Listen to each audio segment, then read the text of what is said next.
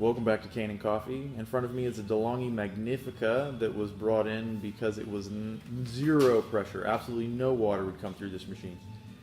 The little gizmo that you can see on the left is called a generator, and it is the heating element and part of the brew assembly itself, and that guy was just not working properly.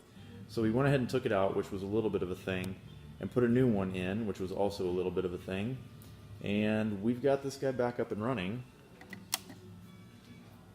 We're going to brew a short coffee here.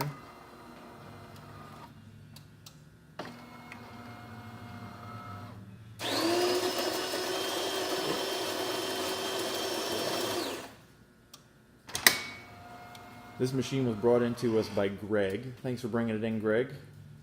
It was a learning experience and quite fun to work on. Here's the shot. Trust me, before we worked on this machine, nothing happened. You push the button and nothing. Anyway, thank you for watching the video. If you like it, give us a thumbs up and subscribe to the channel. We make videos like this all the time. Thanks, and we'll see you in the next one.